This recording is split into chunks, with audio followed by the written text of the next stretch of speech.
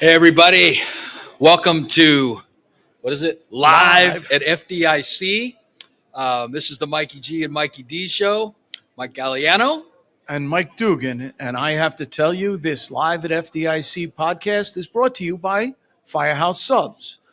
The firefighter founded hot sub chain with a passion for hearty and flavorful food, heartfelt service, and public safety.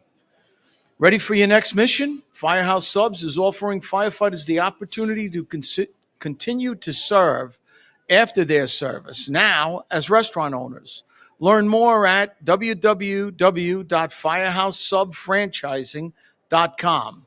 Thank you, Firehouse Subs, and live from FDIC. It is the Mikey G and Mikey D show. Man, and we are surrounded by it, huh? I mean, I don't know how the sound guys are doing here, but I don't know if you can hear it, but the halls are filled. The classrooms are full. The vendors just opened up on Thursday afternoon, and they're going strong today. I just had lunch with the boss, and the boss told me that as of about an hour ago, the attendance from last year has already been exceeded. There's still people coming in and going to be here all day Saturday. So FDIC is a big success, Michael, and my back can feel it. I can feel it in my back, man. It's been a long, long week. I don't even know where to start. I mean, I can tell you, let's start where we should start. 35,000+ firefighters in the halls, out in the streets, in the classrooms, at the exhibits, meeting people we haven't seen for, sometimes years. Some folks we've just seen the past couple months. Everybody excited about the craft. Everybody excited about our calling, linking arms, having a good time, getting better at what we do. Michael, it has just been phenomenal. The numbers are crazy. I was telling someone earlier, I did a Monday morning workshop. And usually the Monday morning, because Monday's the first day, and it's a little on the light side. My numbers were double what they were last year. And everyone's workshop was well attended. They're doing a ton of stuff here. They're doing the hybrid hots today. They're just doing a ton of different things. They're really, really, really putting stuff together. Also today, I did the 9/11 stair climb. And I was very honored because I got a picture of myself with Jack McNamara, whose father worked for me in my firehouse on St. John's East. And Jack's dad died of a 9/11 related cancer. And he did the stair climb wearing his father's gear with the name on the back. And he's now almost as tall as I was. He was 6 years old when his dad died. Amazing. So, and I have a picture of myself, Commissioner Cassano, Chief of Department Richardson, Jack, and myself. And his mom saw it, put it out on Facebook, and said that was worth the price to get him to FDIC, just for that. Yeah. And it just meant so much. And seeing the gear go up the stairs for the stair climb with the FDNY logo, the St. John's East logo, and then the name McNamara was very, very emotional. Yeah, it's almost a testimony, Mike, that evil doesn't get to win. Evil has its impact, but it doesn't get to win. The next generation is picking up the torch, and that's going to be the next generation of the profound and historic FDNY. Absolutely. And, I mean, it's amazing because the FDNY, I think somebody told me recently that I think it's almost 80% of the job was not on the job when 9/11 happened. Unbelievable. So it's just amazing. And, listen, in our job, in our service, the cream of the crop always rises to the top. Always. Wherever you are, whatever you do. I don't care if you're a career, volunteer, firefighter, the cream always rises to the top. Yeah. Well, and it is no more on display than right here. I am continually blown away by the firefighters who come up and talk about where they're from, what they're doing, what they're trying to do in their firehouse. Coming here to get, a little shot of an energy from a bunch of like-minded folks, who aren't just pissing and moaning all the time and aren't just, saying, the fire service is not what it used to be and it's going downhill and we have all these political leaders, and some of that in some places it might be true, and some of you do got suck leadership, and some of you do have challenging political environments, and some of you got run loads that are difficult because population's getting more needy and all that kind of stuff. But here we're talking about getting good at the craft. We're talking about honoring the legacy and all that's been done before us to make our badge mean what it means, the profound thing that it means. And these firefighters from all over the world are coming here, and that's the conversation that's going on. That's what's happening out in the streets. And Mike, I'm continually amazed and stunned and proud to be a part of this epic effort. It's amazing. And I got to say, the sharing of knowledge and everything else. I was doing a little something with Lifeline Hose and just doing a demonstration. And a friend of mine from the Missouri Fire Academy came over and said, wow, this would be amazing for decon if your people didn't have to wear an air pack during decon and could be breathing air. And even the owner of the company goes, darn, I never thought of that. Innovation and sharing of ideas and thinking outside of the box. It is an amazing thing for us. And it's just a great, great, great place to meet people, talk about things, and see what's working where. Now, it's not always going to work in your department, but, if you're in a small rural community that has 1 and 2 story homes, high-rise classes aren't for you. But there are drills on stretching lines, on getting things. There are skills that you can learn and get at this conference that just, I don't think it's happening anywhere else. Well, and you said it. The pump's getting primed here. So that firefighter who looks at this little piece of technology and says, hey, did you think about using it this way? It isn't what anybody else had thought of, but because of that guy's experiences, how he viewed the technology, we get the chance to see it through other eyes, and that's how innovation and progress happens. And listen, it's true on every discipline. I can't tell you how, probably it's happened at least 10 times. I've been encouraging people to write articles. I've been encouraging people to think about doing classes. They said, well, hasn't it all been done? How many more search classes do we need? How many more handline classes do we need? Do we need to know more about throwing ladders? What's the answer? Yes. We do. Yes. Yeah, listen, man. We haven't seen it through your eyes. We haven't seen it the way you do it. None of us has ever had an original idea. It's all working on something else that someone before us brought to the table. And we look, we refine, we work, we play, we master, and we get better. By working together at this profession, we get better. By drilling, by practicing, by being a part of this, we get better. And it's just an amazing thing that we do. Well, I want to talk a little bit about something that Michael and I are here doing. We're doing our own classes, obviously, and doing all the different stuff. Michael's going to go join the stair climb folks. We're doing radio shows and tons of stuff. We are here with the Firefighter Air Coalition, and if you have not checked out the Firefighter Air Coalition, I would appreciate it after you get done listening to this if you go to aircoalition.com, aircoalition.org, aircoalition.org, and just check out all the awesome stuff that's happening on that website. Things from air management, things to do with fire smoke and the components of fire smoke. And we just did a piece, Paul Combs and I did a 2-pin perspective on the toxic twins, on hydrogen cyanide and carbon monoxide. You can get that on Firefighter Nation, on online, Fire Engineering Online. We're talking about technologies. Mike talked to you a little earlier. Lifeline Fire Hose. Go check out those guys. Go check out Firefighter Air Replenishment Systems, the air standpipe.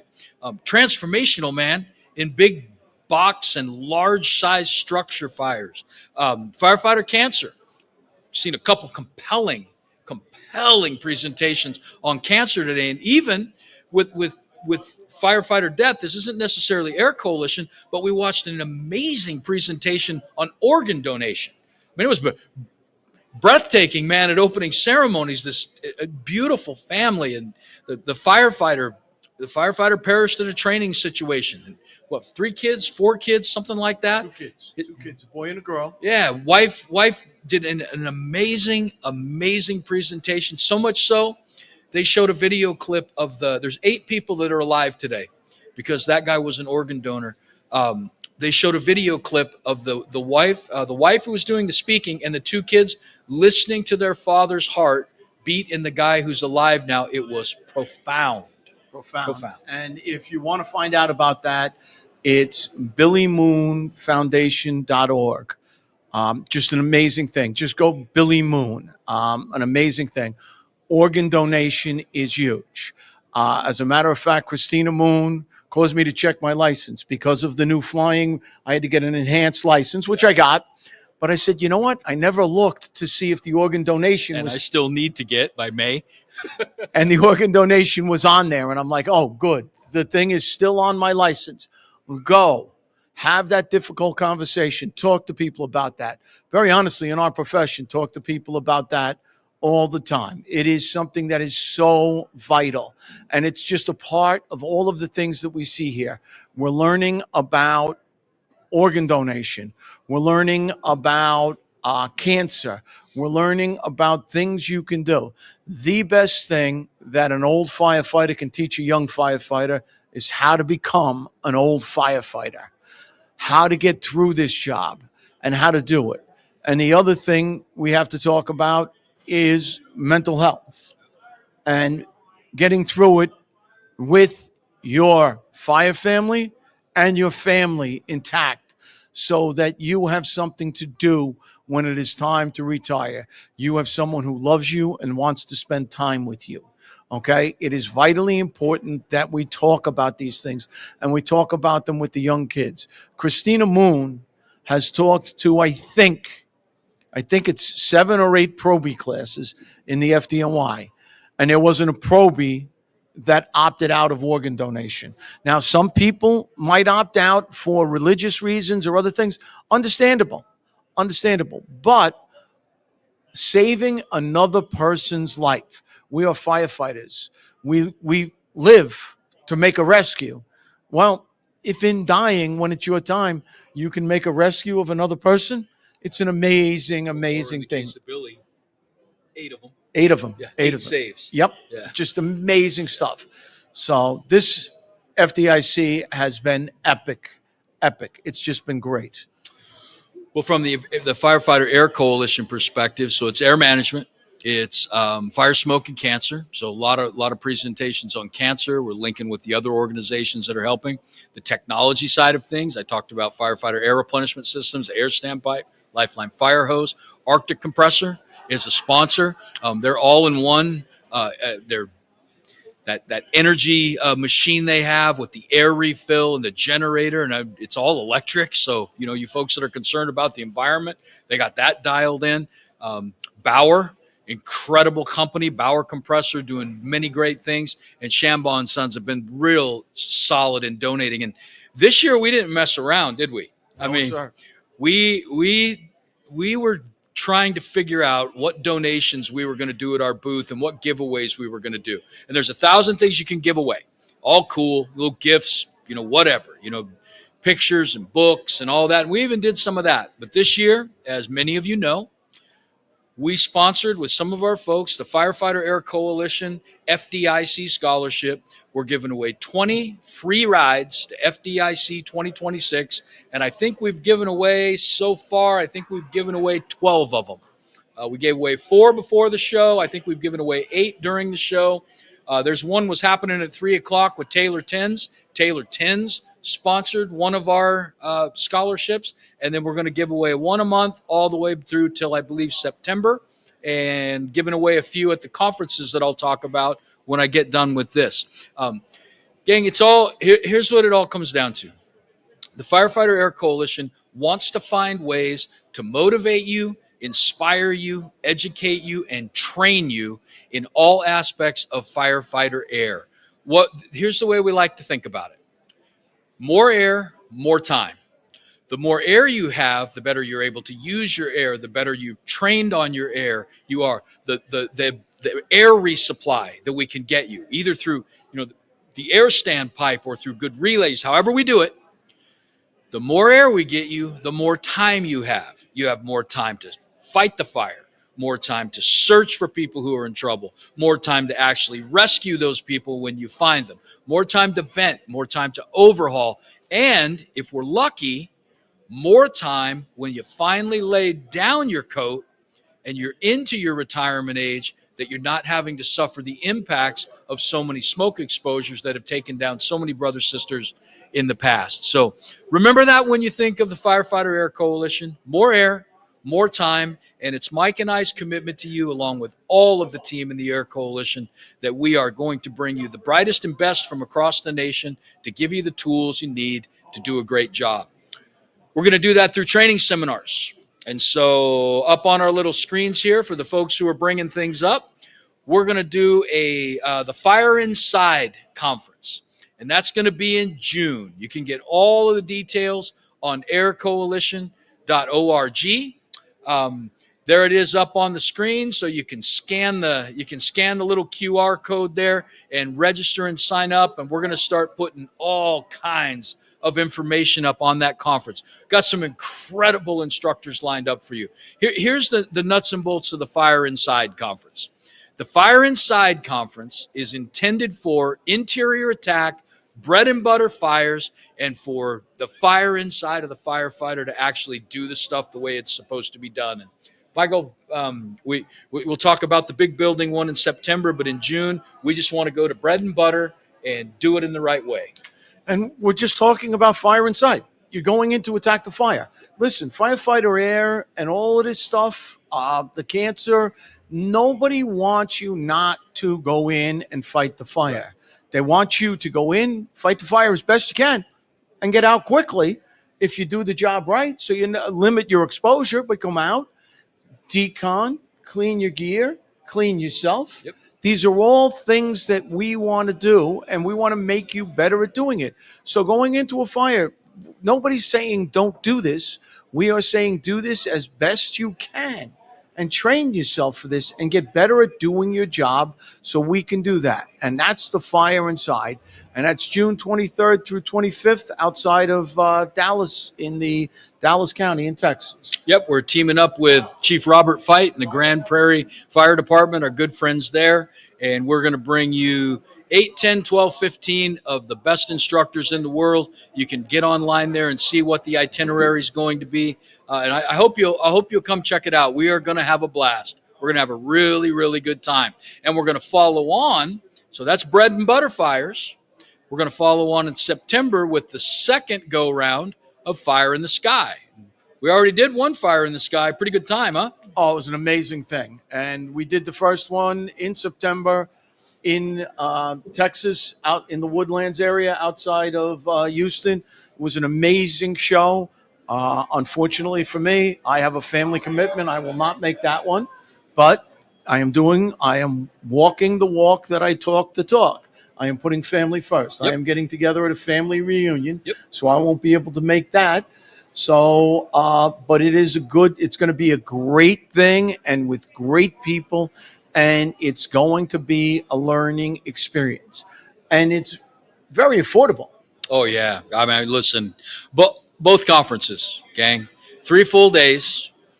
When you look at the rosters, you will see that we left no stone unturned to bring you the brightest and the best from across the nation. And this is great news because I just got it confirmed right before I came to FDIC. Fire in the Sky, I am going to be able to have Chief John Norman back. Got Dave McGrail coming back to do high-rise stuff. We got a beautiful lineup set up for you. You're going to have a great time. At Fire Inside, I wanted to lead it off with just someone I thought was just phenomenal. And so Brian Brush is going to lead off Fire Inside for us, and it's just going to set the stage for a wonderful show. So here's what I hope it does.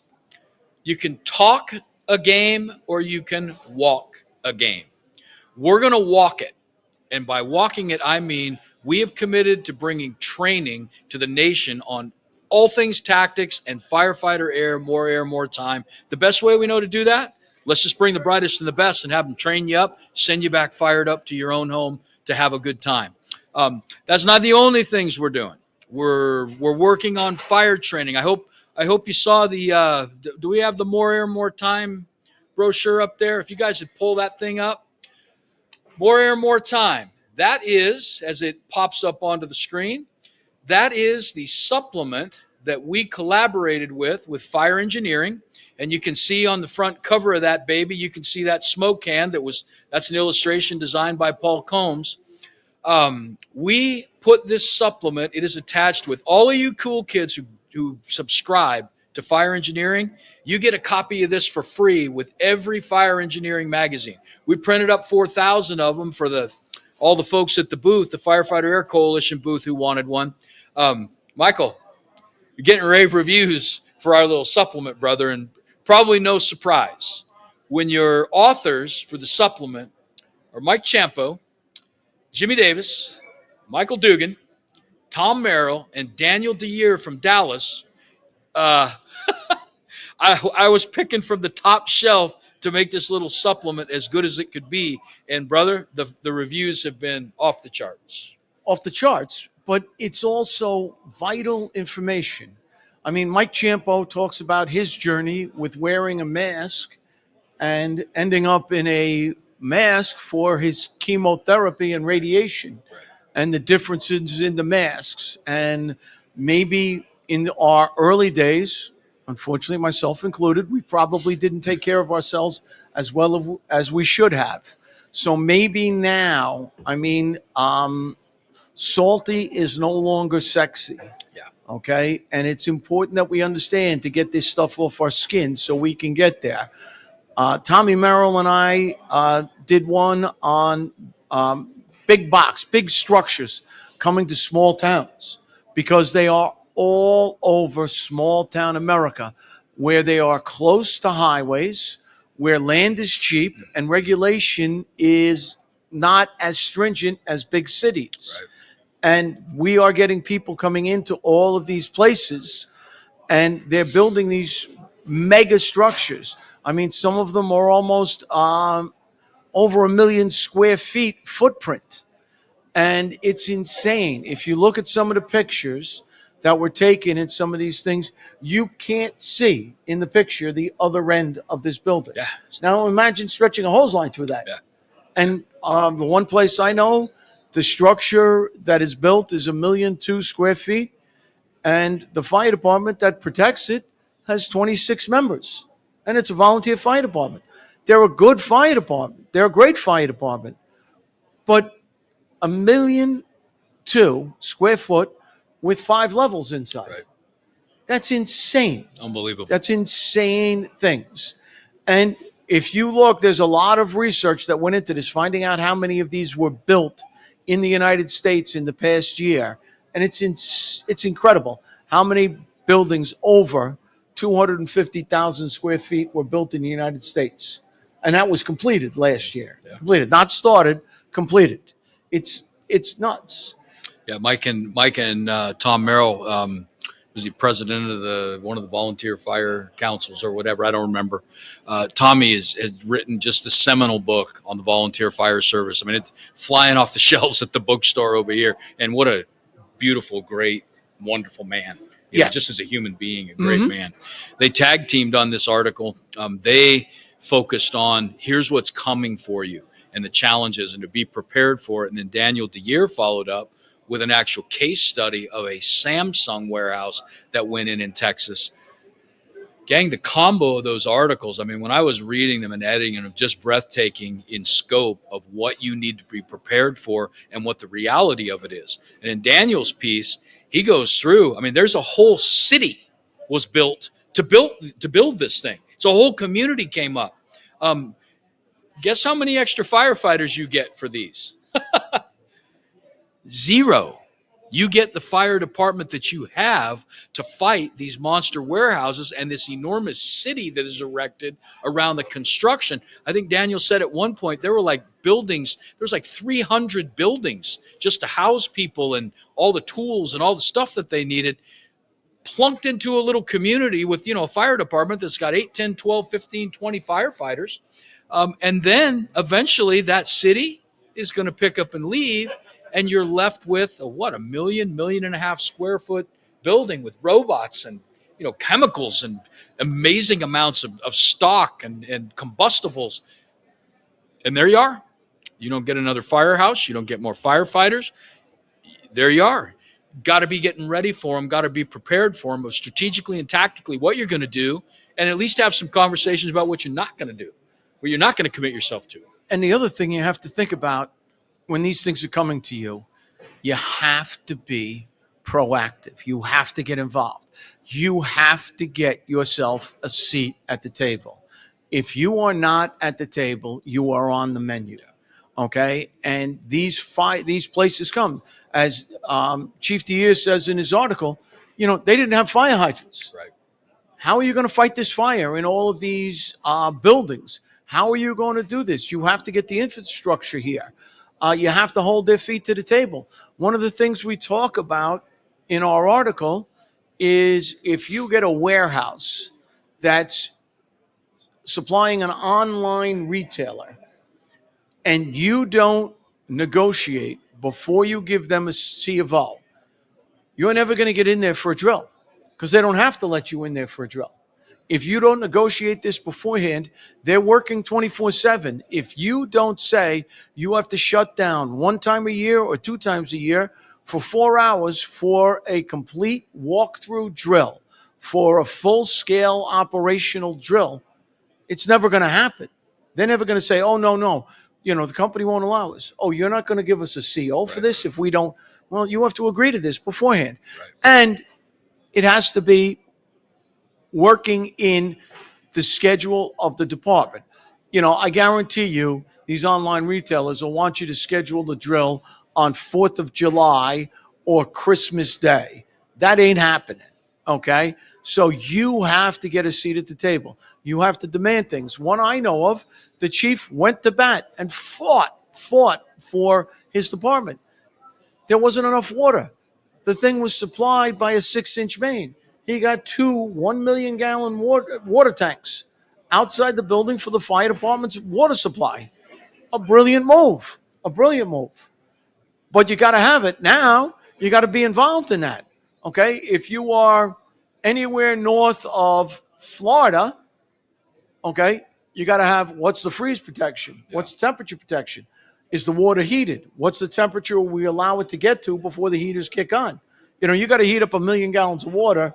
You're going to have some kind of a system in there. It's going to have to be monitored. It's going to have to be. So this is all stuff that you have to think about. And again, it's easy not to, and it's easy to hide your head in the sand. But then when something happens and somebody gets hurt, it's going to be on you. Yeah. The supplement is very reflective of our 4 pillars at the Firefighter Air Coalition. So again, throughout the publication, you're reading about air management. It's one of our pillars. Training in air management, being good at air management, the technological side of it.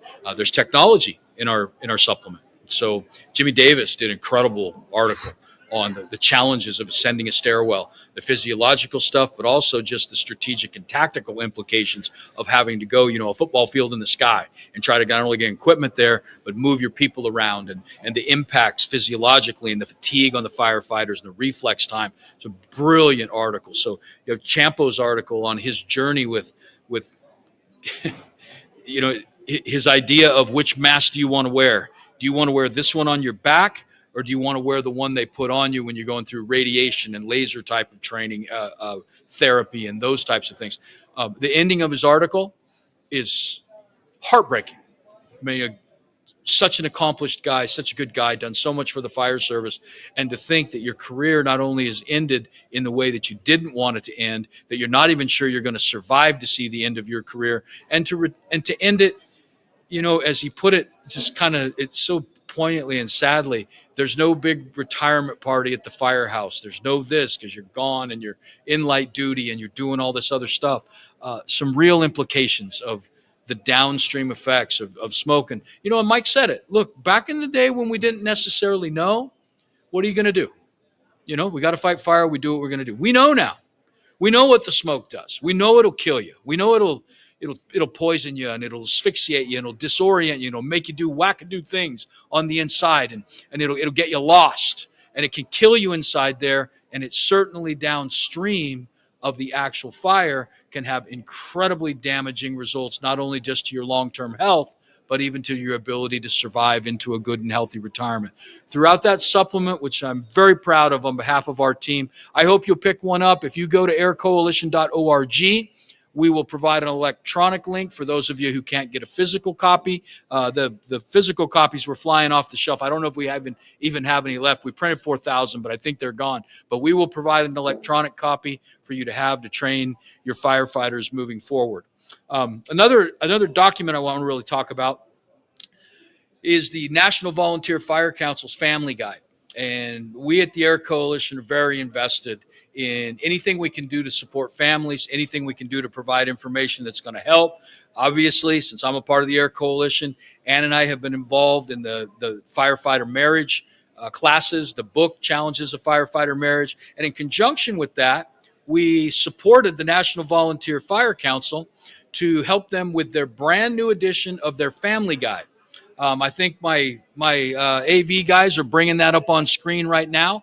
And even if you can't really see it or can't see a link, you can go to the National Volunteer Fire Council's website. I think they will provide you this guide for free. So, the backbone of the American Fire Service, volunteer fire service, right? Amen. This is a wonderful resource that you can provide to your firefighters for their families to help them navigate some of the challenges that are naturally going to come from doing the profession that we do and then trying to live in a happy relationship, a happy home, as happy parents, and the whole 9 yards. So really hope you'll check that out. We have enjoyed partnering with the Volunteer Fire Council. It's been a wonderful thing. It's not only the family guide, but because we're interested in air and big structures, we have been talking to them about what's it like for smaller departments going to warehouses. And you and Tom Merrill did a webcast on it. I've done a bunch of stuff just trying to educate the volunteer fire community on lower staffed big box. Yeah, Absolutely. And, very honestly, and I said it earlier, if you don't get a seat at the table, you're on the menu. And what I mean by that is if you don't ask for things, there was one where a tornado hit one in, I think, Illinois, and 6 people died in the warehouse. Now, there wasn't one-way voice communication. There wasn't a PA system to tell the people because the employees are not allowed to bring their cell phones in. So if you don't have a seat at the table, if you're not getting these things, you're not getting someone to be in that space, to be in charge, you're not having someone meet you. It could be any kind of warehouse, any kind of big space. Where is the ambulance going? How are we getting to that injured person? Okay. We could drive around the building for a week and not find what bay door we have to go to. These are all important things that we have to get to in our fire departments when these things are coming by us, when these things are coming to us. It's so important that we have something there.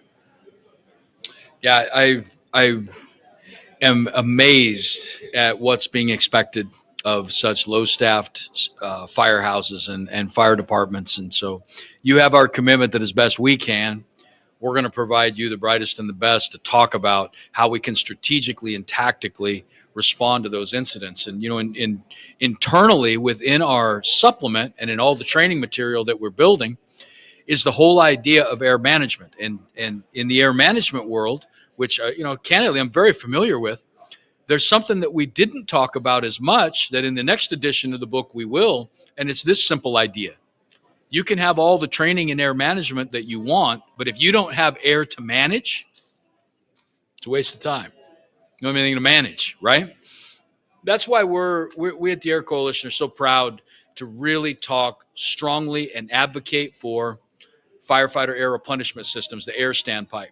And when you read Jimmy Davis's article in the supplement, you're going to see how valuable that's going to be. When you read Champo's article on cancer stuff, you're going to see how valuable it is to at least have some ability to get air in large structures.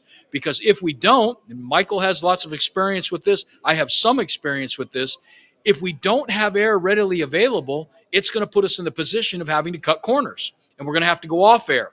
And because of things like the stack effect, because of things like open doors, trying to get hand lines into hallways, you're going to have smoke in your stairwell. You're going to have contaminated stairwells. You're going to have smoke rising up, and depending on how hot it is outside and what the dynamics in the building are, you're going to have smoke stratifying at various levels. And a dirty stairwell is quite common once you start fighting the fire. Sometimes it's quite common before you start fighting the fire, because a lot of our smokes now, look around our little studio here. I mean, I know the guys did a good job. It looks like brick. It looks like mortar. It's all a bunch of plastic. It's all a bunch of veneers. This table's veneers. Matter of fact, the only, I think, natural product in this entire room is Mike and I's carcass. And even that's going to smoke when it's on fire. Okay?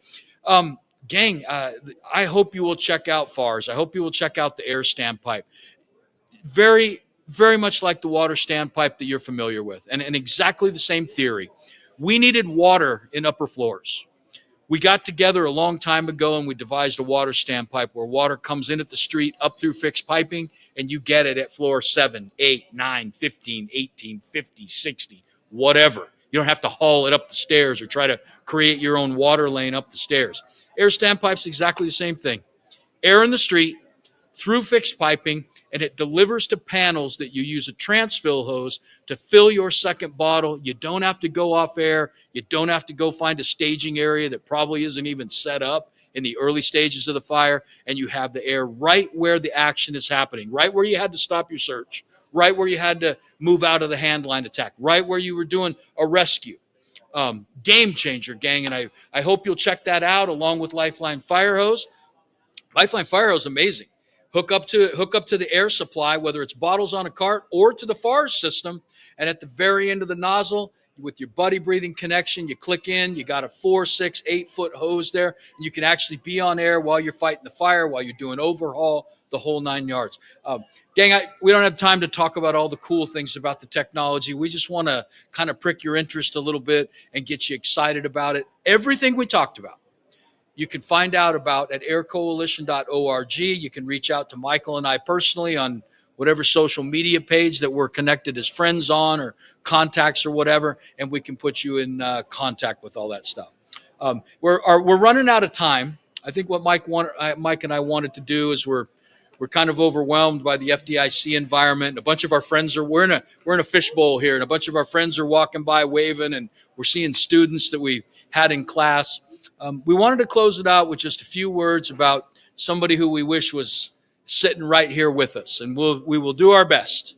I have no guarantees that we'll continue to be able to talk once we start, but Mike, this whole FDIC, from David Rhodes on the stage to what we did in classes, this FDIC was dedicated to our friend Bill Gustin.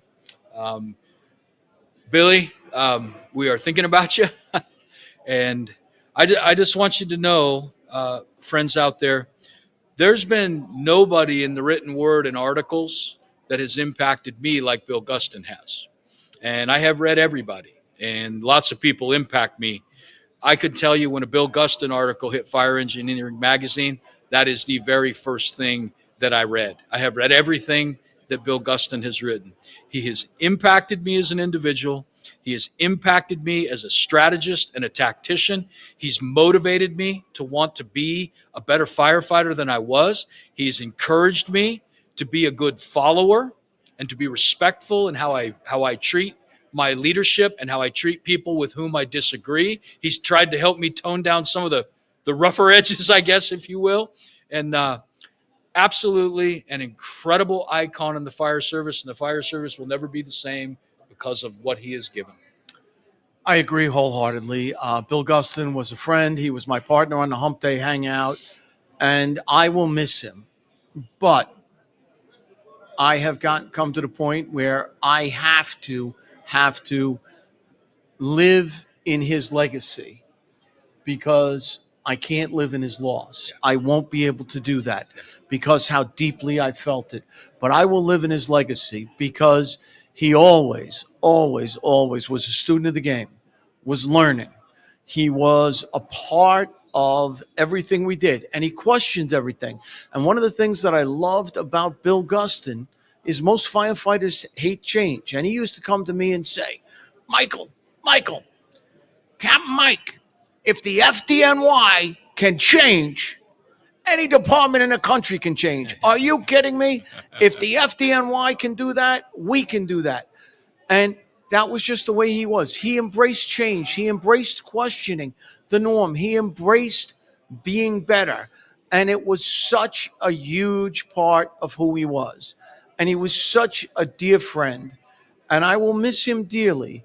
But I will tell you that Bill Guston's legacy was question, learn, live, teach, and get better. Okay? Get better at what we do because it is such a thing. Now, one of the statements I made about Bill Guston that I personally use as one of my things now, Bill Guston is now a killer bee. And the killer bees to me are Brennan, Tommy Brennan, who always went by Brennan, Bruno, Alan Brunacini, who went by Bruno, Bobby Halton, who went by Bobby, and Bill Guston, who went by Bill. The killer bees. That is the Mount Rushmore of the American Fire Service.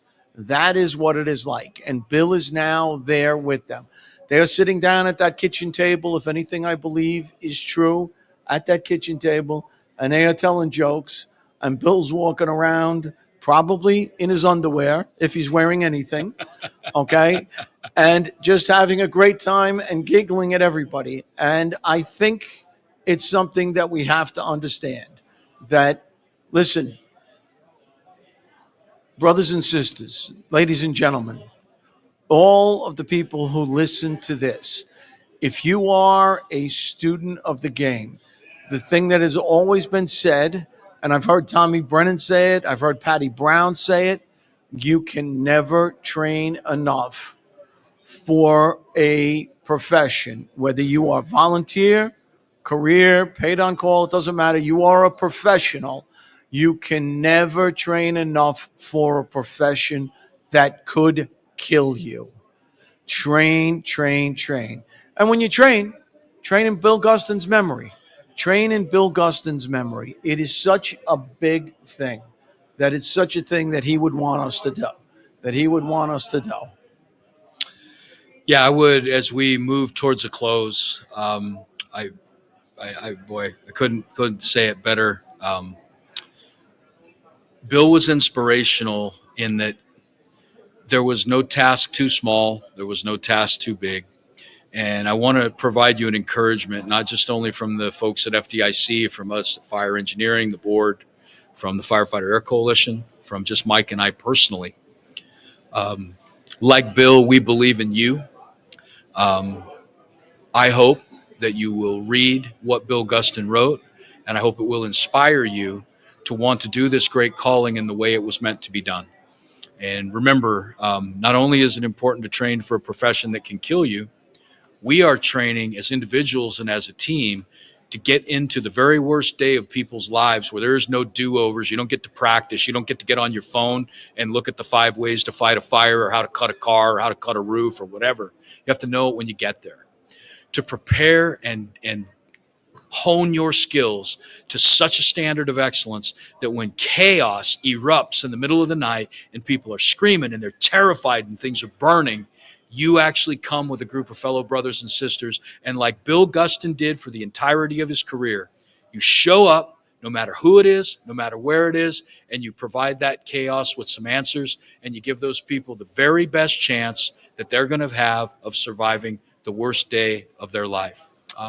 Billy, man, you are healthy, you are whole, and I cannot wait to see you again, brother. This FDIC was for you, and you would have been proud. And from us, from the Firefighter Air Coalition, from Fire Engineering, David Rhodes and Diane Rothschild, all the folks that work so hard. I hope you enjoyed the Mikey G and Mikey D show live from FDIC. I hope you will check out aircoalition.org. We would love to talk to you about more air, more time. Michael, it's been a blast. And I will just sign off the way Bill Guston always did. God bless you and keep you safe in our most noblest of professions. God bless everybody. Thank you.